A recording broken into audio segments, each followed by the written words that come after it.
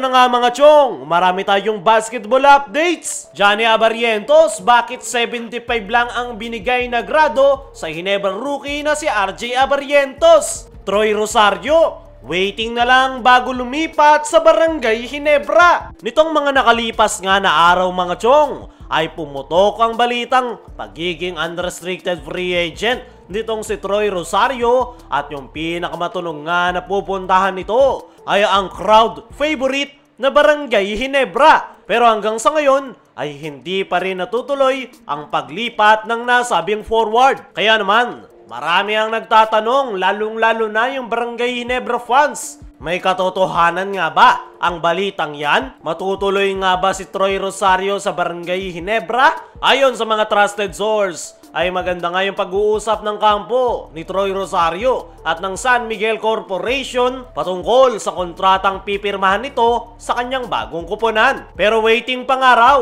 itong si Troy Rosario na matapos ang kampanya ng Blackwater Bossing bago nito tuluyang iwan ang nasabing kuponan. Dahil as of now, habang ine-edit ko ang video na ito, ay meron pa ring maliit na chance ang Blackwater Bossing na mag-advance sa quarterfinals. At the same time, meron pang natitirang dalawang laro ang Blackwater Bossing at tatapusin pa nga yan nitong si Troy Rosario bilang sign of respect sa kanyang kuponan. At once nga na matapos yung kampanya ng Blackwater, ay saka nga ito pipirma sa bagong kuponan na kanyang lalaruan, which is ang Barangay Ginebra. Para naman sa mga nagtatanong kung makakahabol ba si Troy Rosario this upcoming PBA playoffs once na pumirma siya sa Barangay Ginebra, ay pwedeng-pwede itong makahabol. Dahil as of now ay trade deadline pa lang yung natapos at once na hindi pa nagsisimula ang PBA playoffs, ay pwede pang magdagdag ang mga kupunan ng bagong players sa kanilang lineup sa pamamagitan ng unrestricted free agency. Pero depende pa rin talaga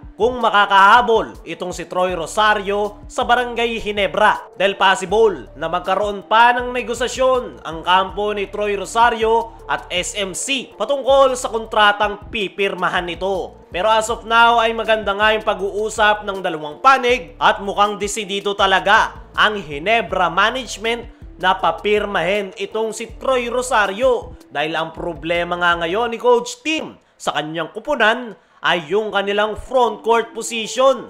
Tanging si Japet Aguilar nga lang yung kanilang inaasahan sa loob ng painted area at lumabas nga yung problema na yan noong makatapat nila ang San Miguel Beermen kung saan nahihirapan nga si Japet dahil napakaraming ang weapon ng SMB sa loob ng painted area. At possible na lumala pa yung problema na yan ng Ginebra pagpasok ng PBA playoffs. Dahil yung mga kapalitan ni Japet ay puro na bench player, gaya nila Raymond Aguilar at Ben Adamos. At mukhang tagilid talaga ang Barangay Ginebra pagpasok ng PBA playoffs dahil sa kanilang front court rotation. Kaya naman, yung nakikitang solusyon nila Coach Tim Cone ay kuhanin immediately itong si Troy Rosario sa unrestricted free agency. Kailangan nga ng Barangay Ginebra na makuha agad itong si Troy Rosario dahil kailangan pa nitong mag-adjust sa kanilang playing style,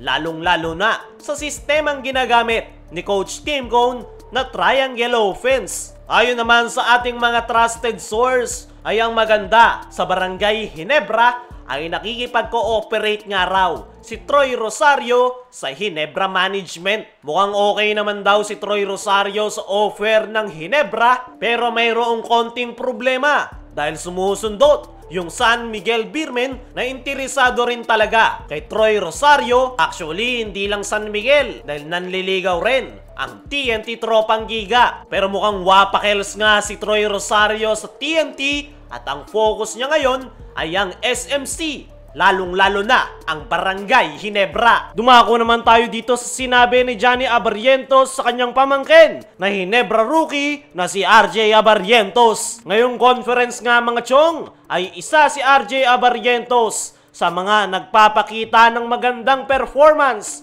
para sa kupunan ni Coach Tim Cone. Consistent nga ang kanyang inilalaro at sa last game ng Ginebra kontra Phoenix ay tinanghal pa nga ito na best player of the game kung saan naitala niya yung kanyang bagong kariray na 24 points. Kung marami ang nasisiyahan sa performance ni RJ sa Barangay Ginebra, ay iba naman dito sa kanyang tito na si Johnny Abarrientos, kung saan sa kanyang naging latest interview ay binigyan niya nga ng 75% na grado yung kanyang pamangkin base sa performance nito sa Barangay Ginebra.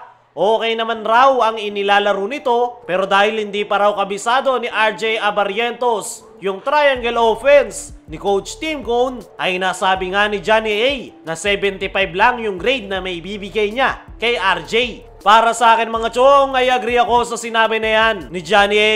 Dahil kung titingnan natin yung laro nitong si RJ Abarrientos, ay makikita nga natin na mayroon pang mga flaws at pagkakamali dahil hindi niya pa nga kabisado yung triangle. Marami pa nga itong may improve sa kanyang laro, at yung nakita nga nating performance ni RJ sa mga nakalipas na laro ng Ginebra ay malayong malayo pa sa full potential na po pwedeng mapakita ng nasabing Ginebra rookie. At magsisimula ngang mailabas ni RJ yung kanyang full potential once na makabisado na nito yung sistemang kanilang ginagamit na triangle offense. Pero as of now, ay napakaganda na ng ipinapakita ni RJ Abarrientos at napakalaki na nga ng impact na kanyang nagagawa sa kanyang koponan. At naniniwala ko mga chong na itong si RJ Abarrientos ang magiging future star player ng Barangay Ginebra.